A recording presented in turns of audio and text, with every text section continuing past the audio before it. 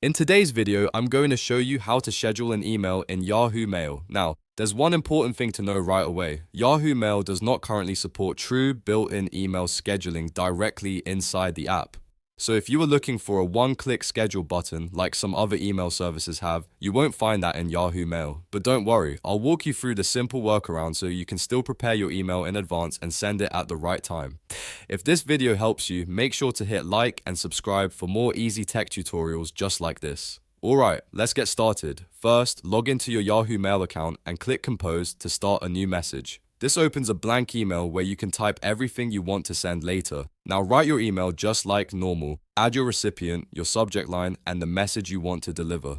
Take your time here and make sure everything looks exactly how you want it, because this will be the email you send later.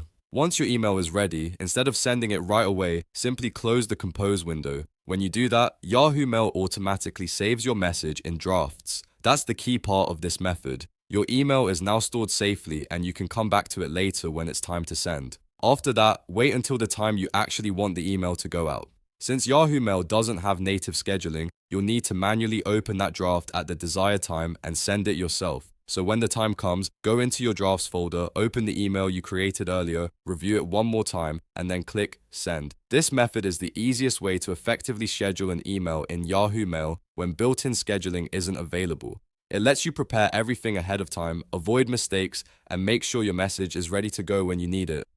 If you manage a busy inbox or want to stay organized, using drafts like this can save you a lot of stress. So just to recap, click Compose, write your email, close it to save it in drafts, come back at the time you want, open the draft, and hit send. That's the simple Yahoo Mail workaround for scheduling an email. If you found this tutorial helpful, please give the video a like, subscribe to the channel, and turn on notifications so you don't miss the next helpful guide. Thanks for watching, and I'll see you in the next one.